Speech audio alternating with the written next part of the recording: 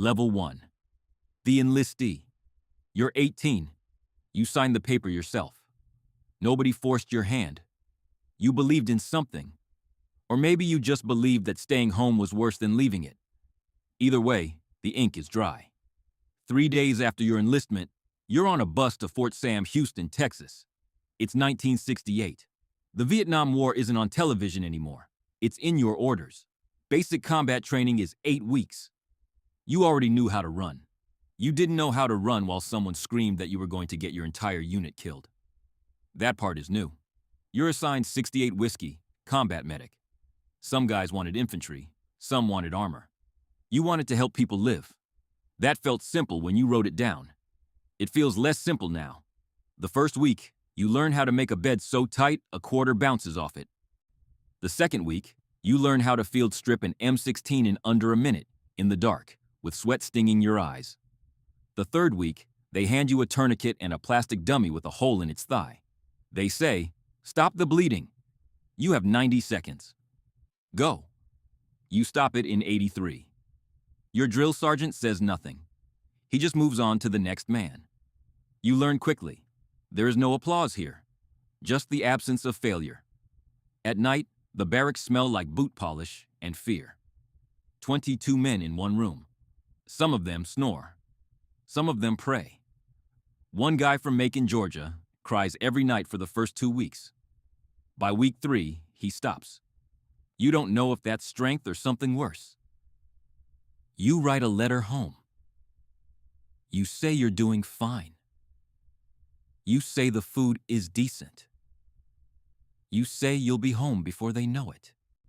You don't mention that you now know exactly how many seconds it takes for a man to bleed out from a femoral artery wound. 4 minutes. Sometimes less. You finish training. You're no longer a civilian with good intentions. You're a combat medic. And somewhere, a jungle is already waiting. Level 2. The field medic. You're 19. You're in Quang Tri Province, South Vietnam, and the heat is a living thing. It sits on your chest. It follows you through the elephant grass like a predator. It doesn't care about your training. Your unit is 12 men. You are their only medic. They call you Doc. Not your name, just Doc. You learn quickly that this is not a nickname. It's a contract. Your aid bag weighs 14 kilograms. Morphine, cigarettes, plasma expanders, battle dressings, chest seals, a surgical airway kit, and enough tape to wrap a car. You never put it down. Not at chow, not when you sleep, not during the 2 minutes of radio silence every morning when command checks your grid position. The first time someone is hit, it happens faster than you were trained for. You're moving through a tree line when the crack of small arms fire breaks open the morning. A rifleman named Corporal Dale Hutchkins drops 3 meters to your left. He's hit in the shoulder, clean through. You're beside him before the shooting stops. You don't think. You move, compress, check the exit wound. No arterial spray. Pack the entry. Check his airway. He's screaming, which means he's breathing, which means he's alive, which means you're doing your job. You get him stable. The medevac arrives 19 minutes later. Hutchkins goes home. You stay. The second time someone is hit, it's worse. A landmine on a trail you walked yesterday without incident. 2 men down, 1 loses a foot, 1 has shrapnel in his abdomen. You have 2 hands, 1 aid bag, and no one else coming for 6 minutes. You make decisions you were never taught how to make. You choose who gets the morphine first. You choose who gets the pressure bandage while the other one waits. You choose. That night, lying in your hooch, you replay every second of it.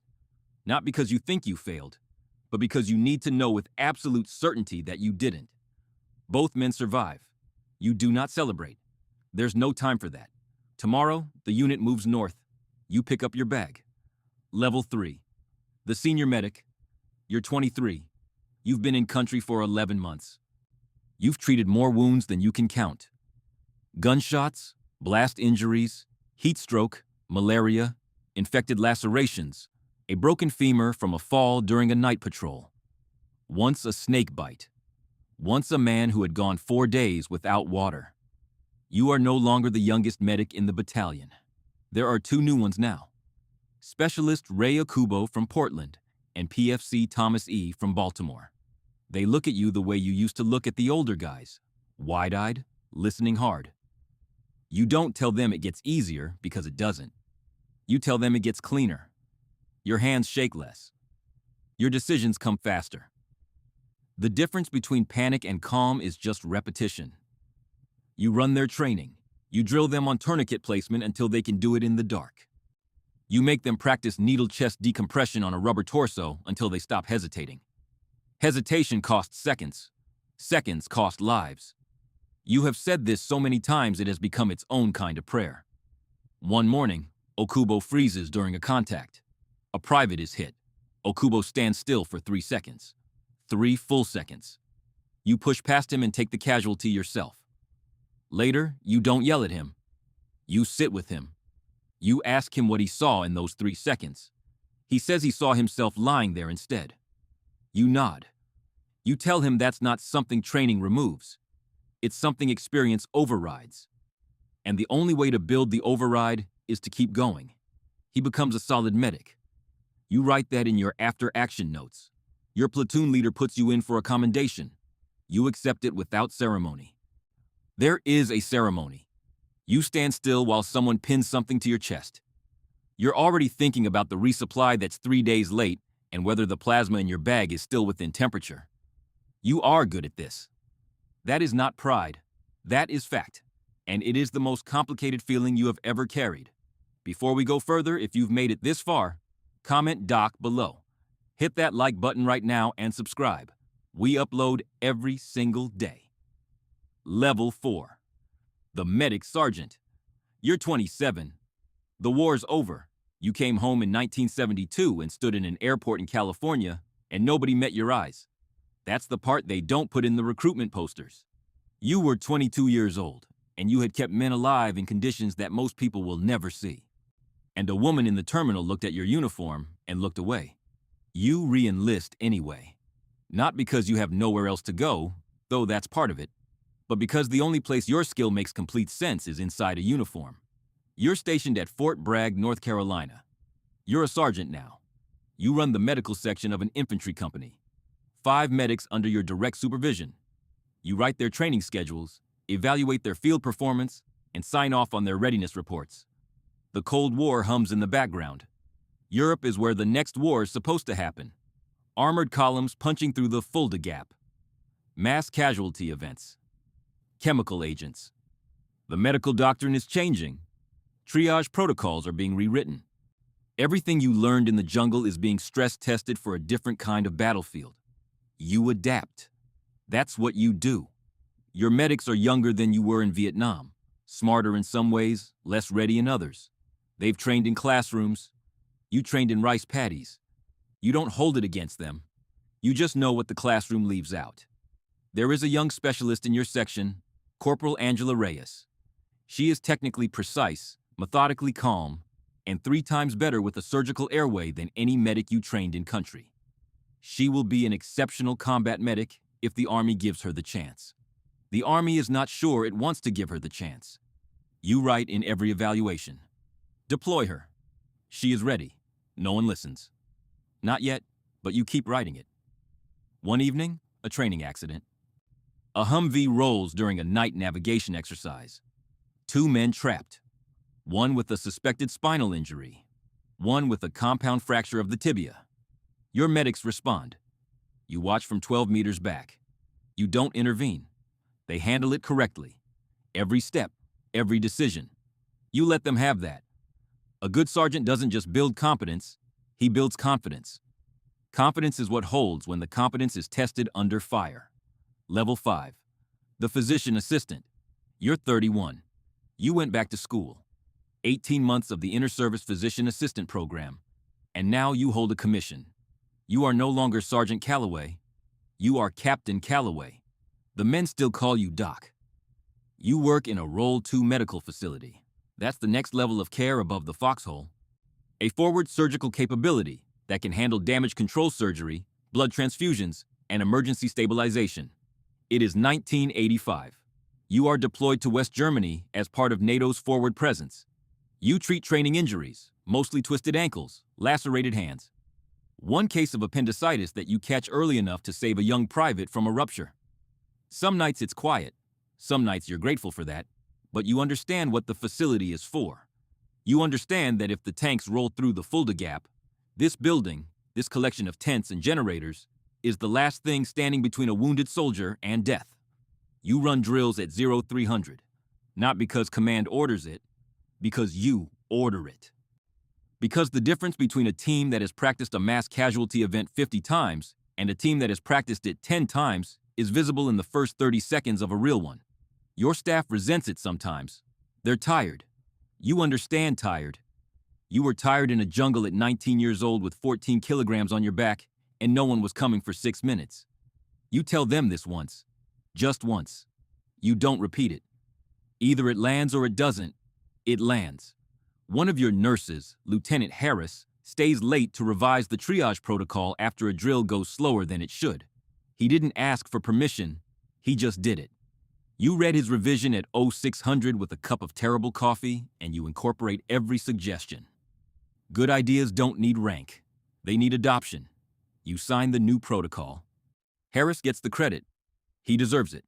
This is what medicine in the military actually looks like most of the time. Not heroics. Preparation. Relentless, unglamorous, essential preparation. Level 6. The flight surgeon. You're 36. You completed medical school. You completed residency. You completed flight surgeon training at Fort Rucker, Alabama. You learned how altitude affects the human body, how hypoxia deceives the mind, how a pilot at 15,000 feet can feel completely fine while making decisions that will kill him. You are now assigned to the 161st Special Operations Aviation Regiment, the Night Stalkers. You don't fly the missions. You keep the men who fly the missions alive. Your job is total human performance.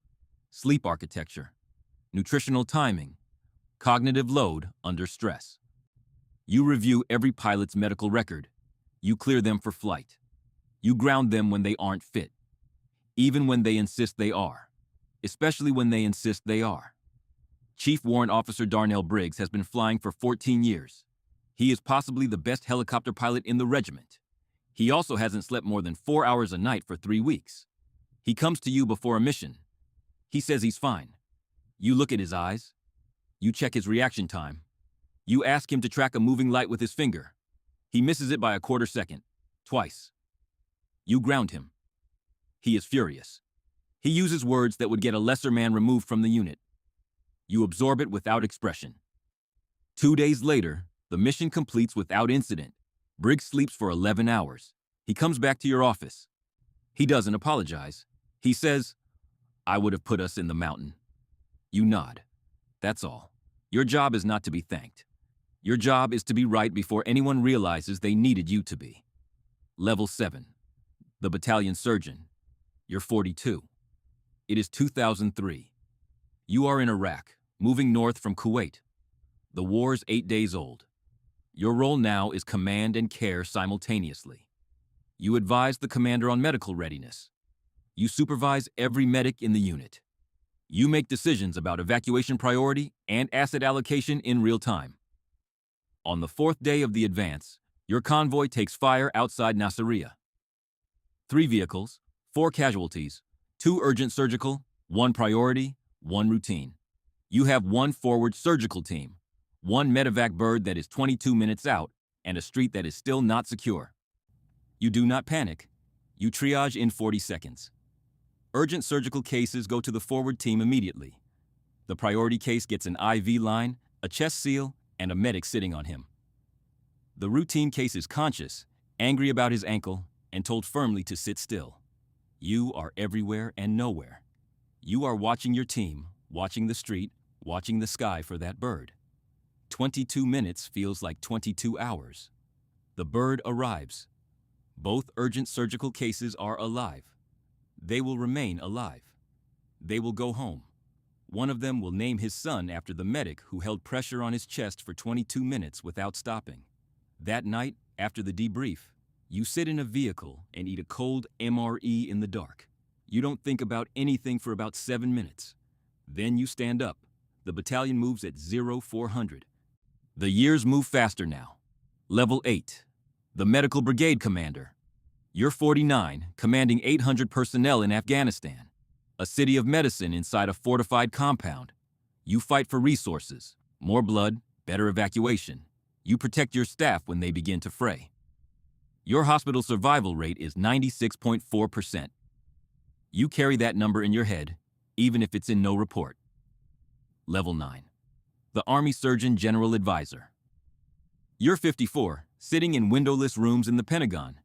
You fight bureaucrats to keep fieldcraft in the training curriculum. You explain that 6 hours of training is the difference between a kid bleeding out or walking home. You're still fighting, just without the mud. Level 10. The Legacy. You're 60. You retired at 58. There was a ceremony and a folded flag. You live outside San Antonio now. You teach at a medical school. You see a student named Marcus Webb. He's brilliant. He's impatient. He reminds you of a medic named Okubo from 1971. You don't tell him that. You just give him everything you have. Every piece of knowledge you carry was given to you by someone who carried it first. The drill sergeant who taught you tourniquets. The surgeon who showed you chest decompression in a basement. The pilot who would have hit the mountain. You were never just a medic. You were a link in a chain, forged in jungles, classrooms, and Pentagon hallways. The work was never about the rank. The rank was just the shape the work took at each stage. The mission never changed. Stop the bleeding. Keep them breathing. Bring them home.